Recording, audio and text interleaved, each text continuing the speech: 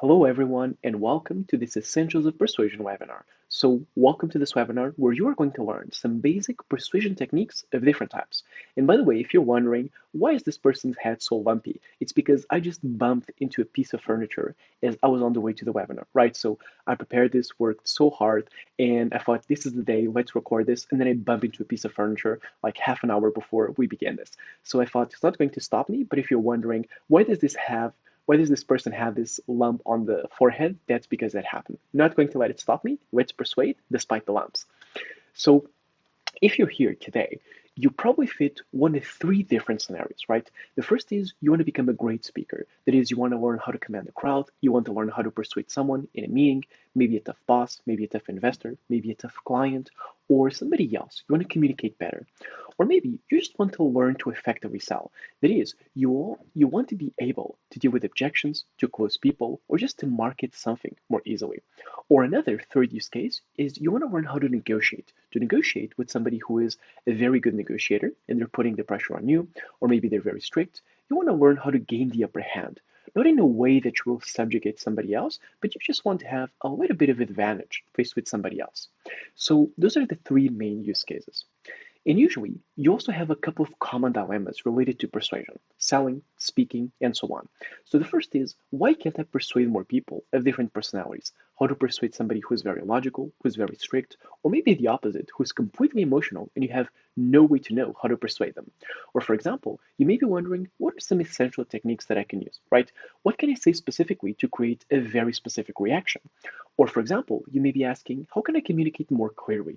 How can I use shorter sentences, more clear messaging, and how can I start strong and end strong to more persuade people, to persuade people more easily? That sentence does not make sense. Or you may be asking, how do I persuade people in different situations? For example, you may be a startup founder or you may be a fund manager where you have to sell a product, you have to sell a fund itself, or you have to sell a company for investment, or you have to persuade employees. So you may be wondering, do I use the same techniques for different people? And if not, what specific techniques do I use? Sorry, my language is not very good today for some reason. And you may be wondering, how do I persuade these different types of people, right? Is it with the same techniques? And what do I use for these different use cases, right? Or you may be even asking, do I have it in myself? Do I have it in me to persuade well? Because maybe you don't have a lot of confidence, or maybe you had a bad experience and you're not trusting yourself. Or maybe you think, I don't believe the product, or I don't believe myself. So that's another one, which is confidence. Or you may be asking, what do great persuaders do well? How do they sell? What specific expressions do they use? What techniques do they use? How do they react to adverse situations? And a lot more. So these are some of the common dilemmas with persuasion. Now, you may be asking, how did it start out for me, right? Because right now, I'm a successful coach in terms of communication and negotiation, but I did not start out that way, right? So I have to tell you about my path before I can tell you why I am where I am and why that's successful, right? So I started um, slide is not switching. Yes, it has finally switched. Apologies. Google should apologize. Yes. So I always wanted to be cool since I was young, right? Look at me with this awesome jacket. Probably I did not even decide to wear it. It was my parents, but doesn't matter. Cool guy since I was young, or trying to be cool at least. Then I went into the startup world. I dealt with the MIT Portugal Accelerator for Startups, won a bunch of awards, and I was just living the life in terms of startups, right? Then I tried going corporate, right? Because startup life did not work out. I created two companies, was a millionaire on paper twice. They both bombed for different reasons, team issues, other issues that are beyond the scope of this talk today. Then I tried going into the corporate world, right? Being the corporate pretty boy, trying to obey people, trying to please my manager, trying to work extra hours, and trying to really just live the corporate life. And it did not work out for me because I was not persuasive. I had other people that had inferior performance, they would be promoted and I wasn't. I did not know how to present. I didn't know how to sell properly. I was, too honest, too innocent, and I did not really know how to market myself or sell myself. So even though I had a lot of performance in terms of numbers, I was not promoted because I did not have the social skills. And that's something that you're going to see throughout this presentation. So then what I did was I switched to becoming a consultant. I made a leap and I said, you know what, screw it, let's just try and do it. And I started studying communication. I started teaching communication, persuasion, sales. I mixed it all up as kind of a unified persuasion framework that you can then use for marketing, for selling, for persuading, presenting, everything, right? With lots of techniques. And then I try to unfold those techniques for the different use cases. And now in everyday life, I'm just living the life, running marathons, traveling, doing everything that I've always wanted to do in that past life that I was not able to do because I did not have those skills, right? So at the end of the day, for a long time, I didn't have the essential persuasion techniques and tools. And that's why I did not succeed in my career. I did not know how to sell. I did not know how to market myself. I did not know how to convince people at the end of the day. Okay? So as I acquired these tools and I started putting them into practice, I started having massive success in work and life.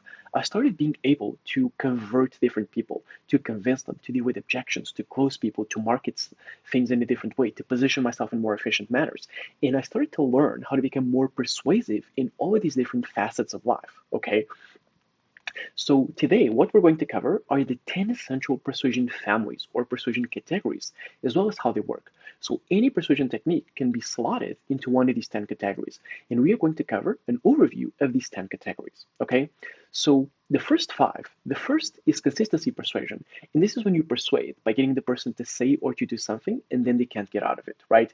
If somebody tells you, hey, I'm going to help you, that's consistency persuasion. It's very hard for them to contradict themselves after they've said it. And there's other techniques that we'll take a look at. The second type is emotional persuasion. This is using emotion to persuade in a good way or in a bad way. You can build hype, for example, which leads to people making a rush decision that they would otherwise not do. Or you can use emotional blackmail or other types of manipulation, not persuasion, that deal with emotions. The third type is fact persuasion. And this is embellishing facts or changing facts or even hiding facts, right? There's a line between persuasion and manipulation, as we're going to see. And fact persuasion has to do with, well, changing the facts, right? That's what it consists of. Then we have standard persuasion. Standard persuasion is standard in the sense of comparison, right? Not standard as in normal, standard as in a specific comparison. And standard persuasion is dealing with rules, right? It's changing the rules of the game. So you persuade because you use comparisons that are in your favor, or you use rules that favor you, or something like that, right? You deal with the standards. And then we have pressure persuasion. And this is using pressure to put the person into a situation where they make a decision because they're rushed. And this can be with a deadline. This can be with you, with your intensity, just silence and a stern look and saying, hey, are you going to buy or not? Or it can be putting pressure in other ways, right? So it's pressure persuasion. Then the other five types. So the sixth type is context persuasion, and this is changing the context of something, okay? It's changing the options or the baselines. If you change what you compare yourself to, or if you change the options that are presented, you can guide a person to a specific option, right? As what is done with a pricing table, for example. Everybody does this in one way or another, right?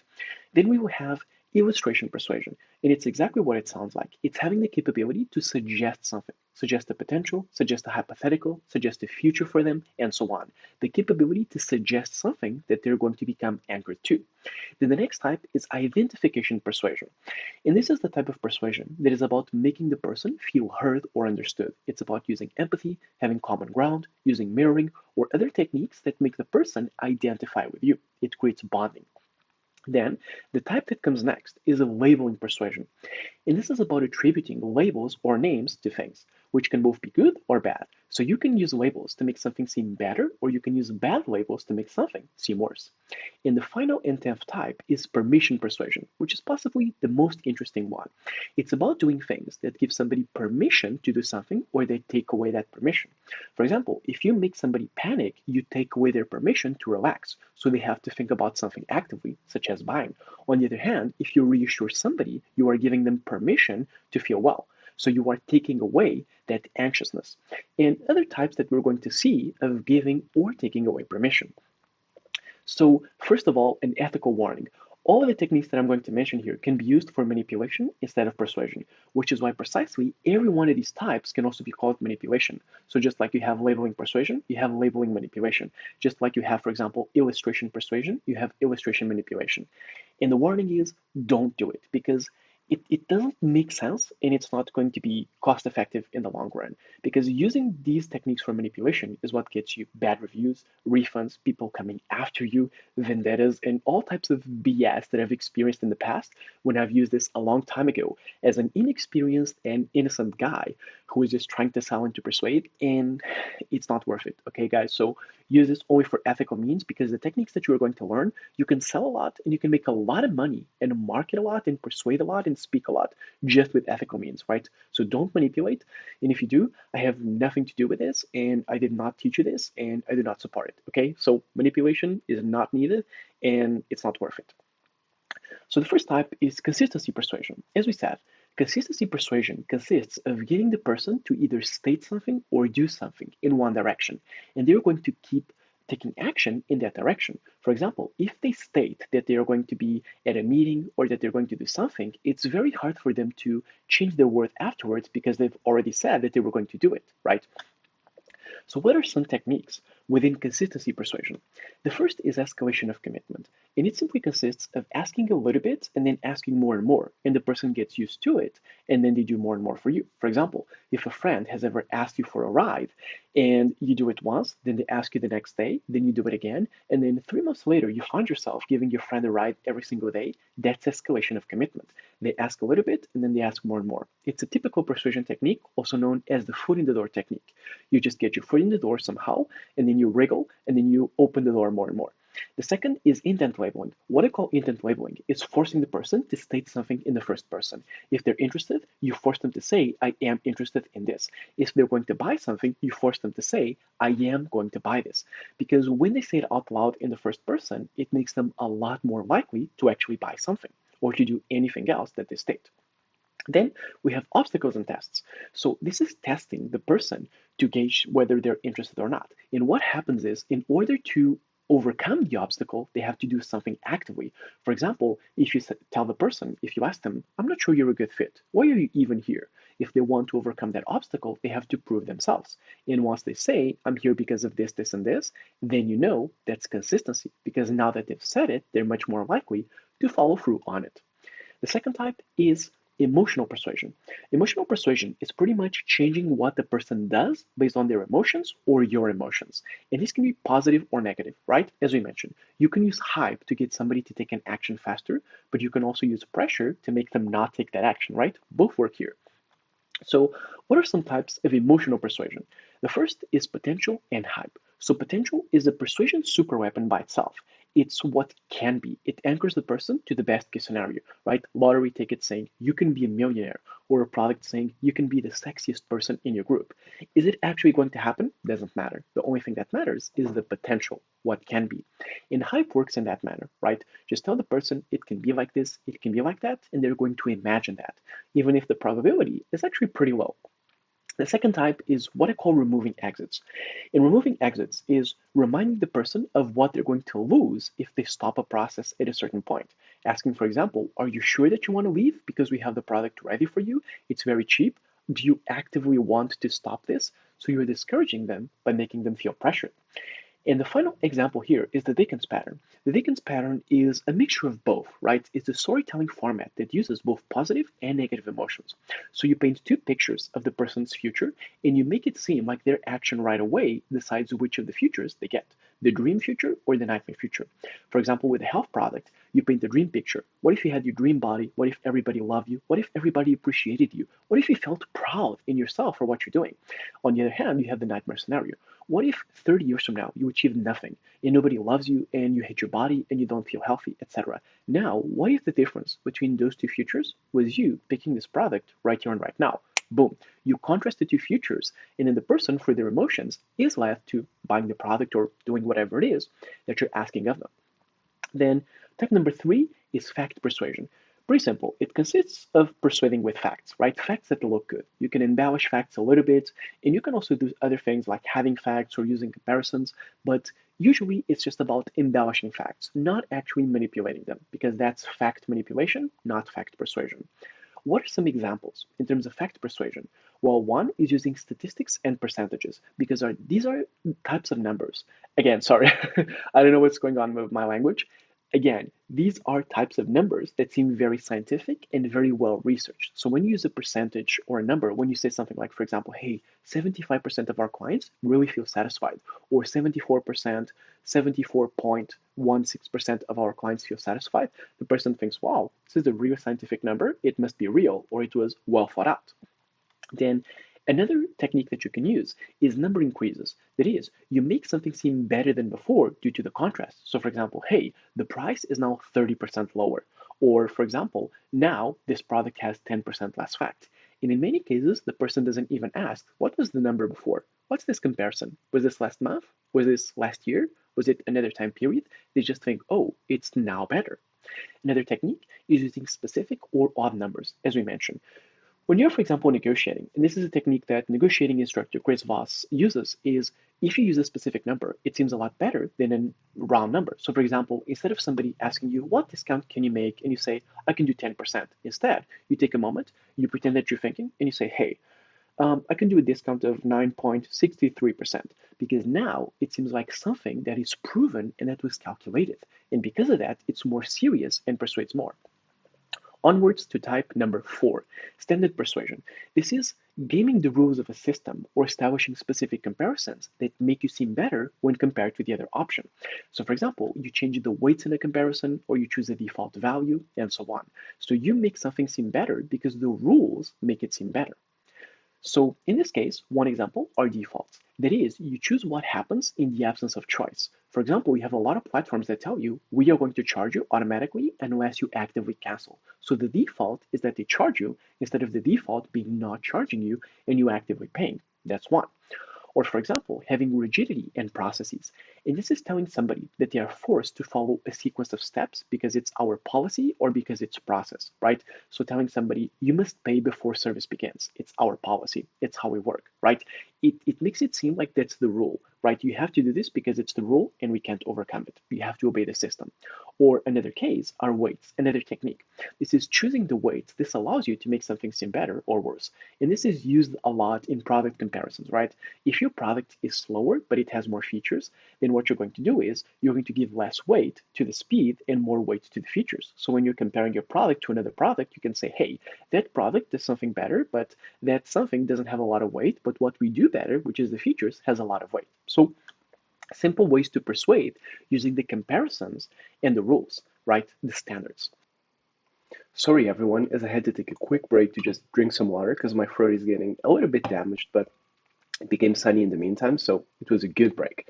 Anyway, onwards to type number 5, right, which is pressure persuasion. Pressure persuasion is pretty simple. It consists of you putting pressure on a person so that they make a decision, which is usually a rush decision, and because of that, it's a different one than if they had time to think. So there's a subtle line here between precision and manipulation, but it consists of using pressure, and it can be in person, so you can be using your own intensity, using intense eye contact, or a serious tone of voice saying, hey, you should buy this, or using a deadline, or anything else, right? It's putting pressure on a person to get them to buy or to do anything else. And what techniques do we have here as examples? Well, the first are deadlines. Whether it's at work or whether it's marketing something, a deadline always works to put pressure on somebody, right? If you tell somebody you have to do this until a specific time versus telling them you can do this anytime, there is a difference in the pressure that you're creating, right? Naturally. And this rushes the person to make something happen. Another type is illustrating loss. And illustrating loss is a type of removing exits, which we covered, right? It's telling the person, hey, do you really want to stop now after we've started this and we've done the diagnostic and we realize that you're the perfect match for this and we prepared all the documents? Are you really sure that you want to actively stop now? So it's putting pressure on the person to discourage them from quitting something or stopping it.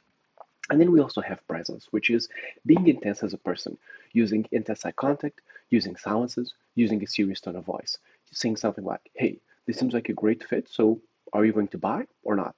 Please tell me.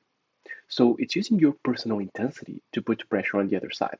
Nothing special, it's just using pressure to persuade, either yourself or with some other mechanism, such as a deadline. So we're halfway there, right? We've covered consistency manipulation, emotional consistency persuasion, because these can be persuasion or manipulation. I started by calling them manipulation, and then only did I realize that I could use them for persuasion as well. That's why I always jump to the manipulation. But we've covered consistency persuasion, emotional persuasion, fact persuasion, standard persuasion, pressure persuasion, or manipulation if you use any of these for a bad reason, which don't, again. And we're missing five, right? Which are context, illustration, identification, labeling, and permission.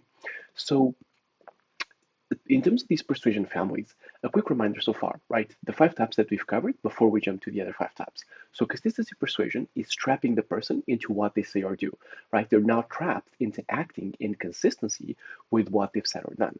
Then emotional persuasion is changing the person's emotion to get them to act in a different manner, either through a positive emotion or a negative one. Then fact persuasion consists of convincing with appealing facts, right? It's sexy numbers, it's percentages, it's things that seem sophisticated as facts, right? Apologies. Just had to drink a little bit of water. And then standard persuasion consists of defining how to compare or calculate, right? Defining the rules of the game and also defining how you compare different things, right? What's the comparison? What are the rules? What are the exceptions? And so on. It's changing the standards to make something seem better or worse. And then pressure persuasion consists of pressuring the person, as we just saw. So type number 6 is context persuasion or context manipulation if used in the wrong manner. And this is possibly one of the most devastating types of persuasion. So it consists of changing the context of something to make yourself look better or to make something else look worse, right? So you can change what you compare yourself to, you can change the options, you can change the context itself to make something seem more valuable or less valuable. So what are some examples here? The first is perceived contrast. So what happens is when you compare something good to something that's even worse, it makes it seem even better, right? The reason why if you're hungry, anything seems good because you were hungry before, right? So what we do is we state the worst elements of something before we state the good elements of our thing. So we say something like, hey, do you want to have this product which is bad and doesn't have this and this? Or would you rather have our product which has this, this, and this, right? Or if it's not a product, apologies, the equivalent for anything else that you're trying to pitch. Another one is changing the option set. That is, you change what you're compared to because you're going to be better than some things and you're going to be worse than other things. So if you just choose what you compare yourself to, then you define how much value you have, right? For example, if you have a $10 book compared to $9 books, it's going to seem expensive. But if you compare it to $20 books, then it's going to seem like the cheapest book in the bundle, right?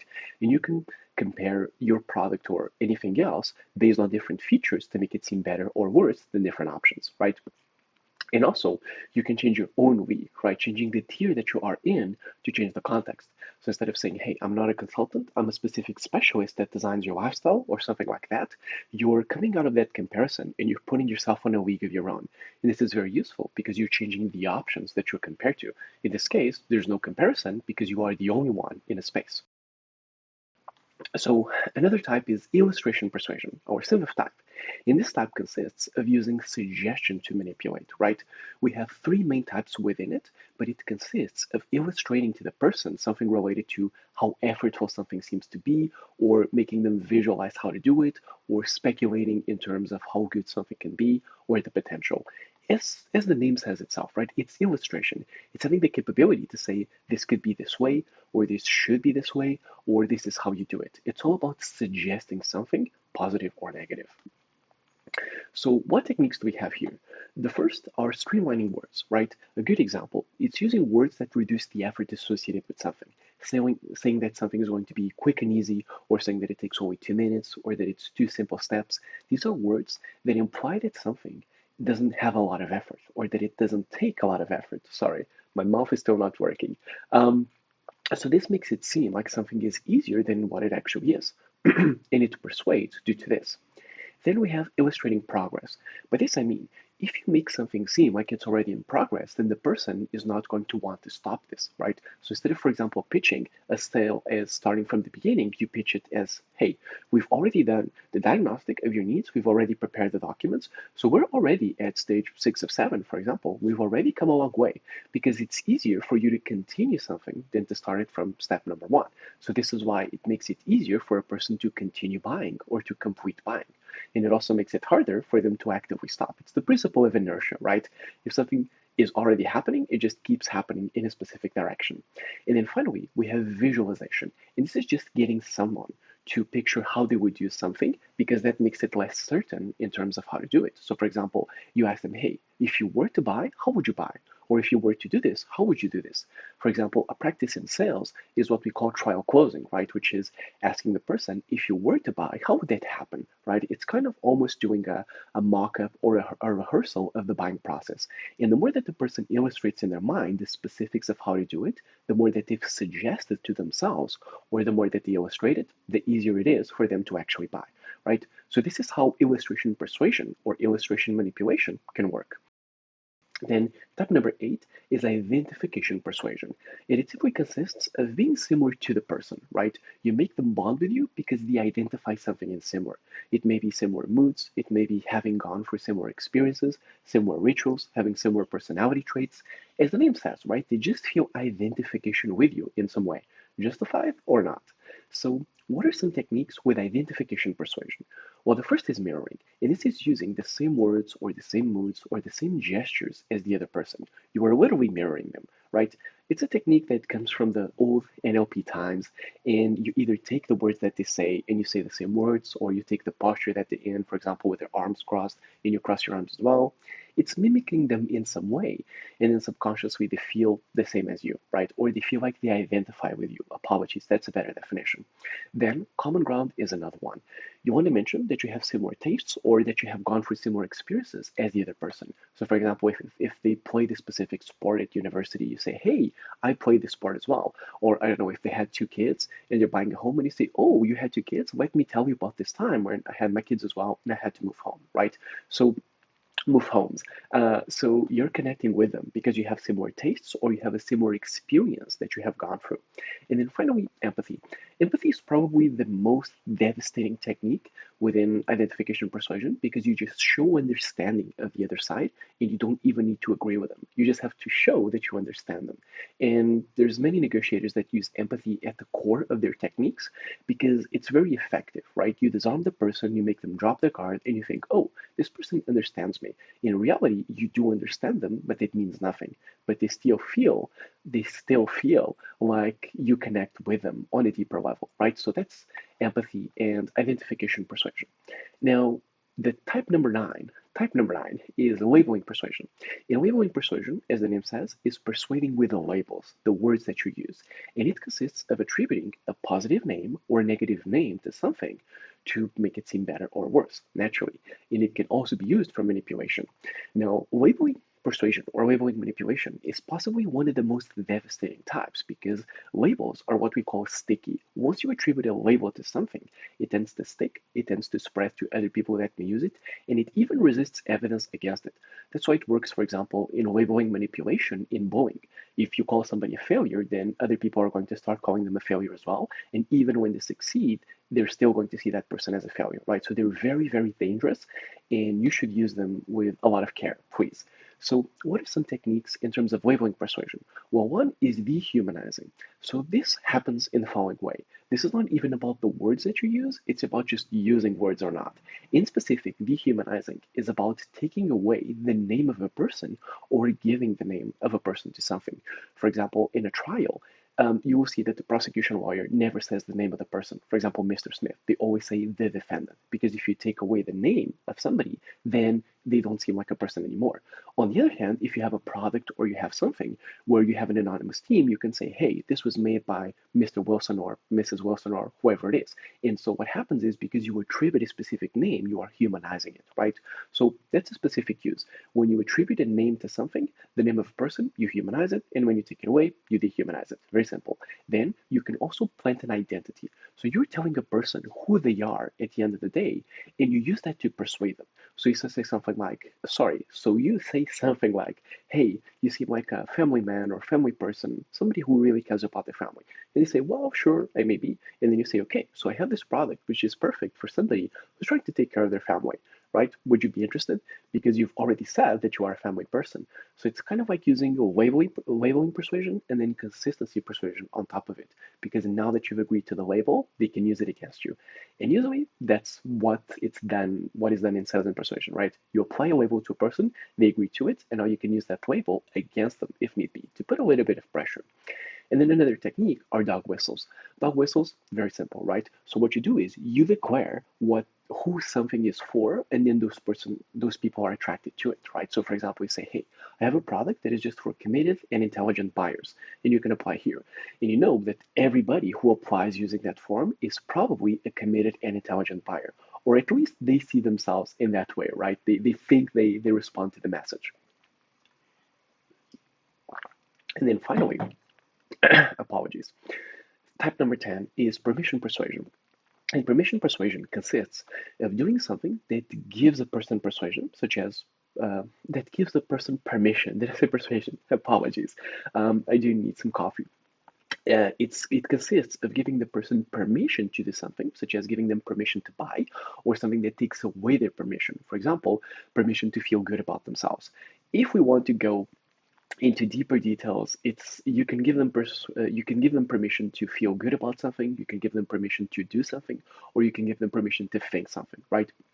But in general terms, you can think of it as in terms of emotions, right? So when you give somebody permission, it's usually permission to relax or permission to do something. And when you take away their permission, it's usually to agitate them or to put them in a little bit of panic because they don't have that permission anymore. Okay. So what are some techniques here, right? So one is reassuring. If you just tell somebody that it's going to be okay and to not judge themselves and that everything's going to be fine, you are giving them permission to relax. And this is very good if a person is in an agitated emotional state and you need them to be relaxed, for example, for conflict resolution or even to sell something, right? You want them to be relaxed, and this is how you do it. You reassure them to give them permission to relax. Another type is removing exits, which is the opposite. You take away the person's permission to do this later. For example, if you tell them, hey, this product is not going to be available at this price point later, or it's not going to be available after this week, what you're doing is you're effectively taking away their license, their permission to buy this later. You're telling them you have to buy this now, or you don't ever. And then finally, authority. Authority works by stifling the critical decision making in the person. Sorry, the critical thinking in the person. Because what happens is when you see somebody of authority, you think, oh, I should obey this authority. So authority works as type of permission persuasion because the person gives themselves permission to trust you due to your authority. Because they think, oh, this person would never hurt me or take advantage of me, which can be used for good and bad, right? But it's permission persuasion. So to just recap these 5 types, context persuasion is changing the options that you're compared to or the week that you're in. You change the context in which you're inserted. Then effort persuasion or illustration persuasion in this case is about changing the perceived effort or the suggestion of something. That is, you change how effortful something seems to be, or you illustrate the details, or you illustrate the visualization of something. This started as effort persuasion, but I made it illustration persuasion. So this should be illustration persuasion because it's a bigger family. So my apologies for that. Effort persuasion is just one of the types of illustration persuasion. Then we have identification persuasion, right? This is about making the person feel understood, right? They feel like they have something in common with you. You use empathy, or you just make them feel like they connect with you on a deeper level. And then we have labeling persuasion, which is just attributing positive or negative terms to make something seem better or seem worse, right? You use words to change the value of something. And then finally, we have permission persuasion. And permission persuasion gives or takes away your permission to do something, right? You can use it to make a person relax, you can use it to make them panic, or you can use it to make them feel differently about something. Now, just to double check, you're here because you either want to sell more easily, you want to communicate more powerfully, you want to learn the right persuasion tools, you want to present with more quality, or you want to negotiate with power, or any of these use cases, you want to be better at persuasion, right? Just want to reaffirm this to make sure that you are in the right webinar and that these are the skills that you're looking to improve. So there are still some questions remaining, even if you know some basic techniques, right? you don't get all of the knowledge available in this webinar. So you may be asking yourself, which other techniques exist besides these, or what is the best way to practice these techniques? Speaking in front of a crowd, or in a one-on-one meeting, or in a sales call, or in other situations. What is the best way to persuade or to rehearse? Or how do I use this for specific topics, such as fundraising, or persuading my boss to give me a raise, or any other type? Or for example, which are the most useful techniques out of all of these? Or what matters besides the techniques? Or what if I'm dealing with a problematic person that does not let me apply the techniques? What techniques can I apply with that person in that case? Or for example, which techniques can I learn the fastest, right? Out of these, which ones can I take and just start using after 5 minutes? Or for example, how do I adjust my own emotions and reactions if I have to deal with rejection, if I have to deal with difficult people, and so on? Very valid question as well. Or for example, when do I detect that other people are using these techniques on me, right? So all of these are valid questions. Now, just one reminder, anybody can become great at persuasion, right? No excuses. This is not something that you're born with. You may be born with some talent, but if you put in the hard work and you learn the techniques, you can overcome anybody and become great at selling or presenting, right? I've had people that started from nothing with no money, no social skills, and they're great persuaders, and they close $1 million deals, right? So no excuses. Anybody can become great at this, right? No excuses accepted here. So as I said, I've coached people with no job, with little money, with physical disabilities, with crippling self-doubt, mental health issues, and they all became brilliant persuaders, brilliant salespeople, brilliant presenters, and they have a lot of testimonials from people of all sorts of professions and all walks of life. So anybody can do it, and you can do it in specific, okay? Now, let me introduce something in case you're interested in accelerating your progress, right? It's the next logical leap. So there is one thing which I recommend, which is my own product of Ultimate Persuasion Psychology. It's my video course, my crown jewel that I've put in almost 10 years of work into crafting. And it's a video course that pretty much contains 58 techniques, 97 different videos, and more than 10 hours. It contains every possible persuasion technique on the face of this earth. I have taken the existing techniques, I have deconstructed them, I have found the open source principles behind them. I have assembled my own techniques. I've rehearsed them in executive coaching with fund managers, CEOs, and many others. And then I've refined them throughout the years to make them the most devastating techniques possible that you can just use. And so this is a course that contains 58 of those techniques, my whole repertoire, and contains over 10 hours of me going through them. And it's full spectrum persuasion, right? So what I mean is you go all the way from marketing yourself and positioning yourself to qualifying people and persuading people and priming people that come to you. Then when you meet them in person, how do you persuade person to person, right? What social skills do you use when you're meeting them in the real world? Then we have a module to deal with objections as well.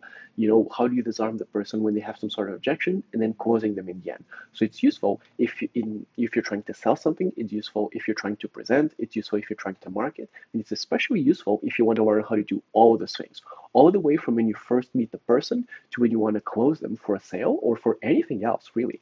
And that brings me to the next point, which is I've made it so that you have examples for 4 key use cases, right? So what happens is I have 4 areas where most of my clients apply this stuff, which is to sell, actually making sales, to progress in your career, so using it in the corporate world, then to raise funds, and finally to persuade personally, friends and family. And all of the techniques that you find in the course are for the 4 use cases. So for example, if you have the technique of manipulating the effort or changing the effort associated with something, right? Using simple words like quick and easy. I tell you how to use that to sell. I tell you how to use that to progress in your career or to use in the corporate world. I tell you how to use that to raise funds and how to persuade personally. So all of these 58 techniques have 4 examples in terms of these 4 use cases. That's why it's full spectrum persuasion. So what are the stages? Because I split persuasion into 5 logical stages, and the course goes through them. So the first is the pre-framing. And the pre-framing is all about how to establish a strong positioning and create a great first impression with the person. Okay, so it's about how to frame yourself the right way so that when they come to you, they already have a great first impression of who you are. Then we have priming. This is when you have people applying to you or when you have existing leads and you're trying to qualify these people to make sure that they're more easily persuadable when you try to pitch them. So you're priming the person, right? And then you have the interaction. So after they come to you, or after you come to them, and after you prime them for a certain amount of time, it's time to meet in person and to look them in the eyes and to make a proposal or speak person to person. And this third module is all about the social skills to meet person to person and to present in front of them or to pitch or to sell. Then module number 4 is about the disarmament, right? So what happens is if you're already pitching something and you have some sort of objection, then you have to deal with objection because there is no sale without an objection. And this applies even if it's not a sale. It may be an objection to a pitch, an objection to an idea, an objection to going on a vacation at a specific place, and so on.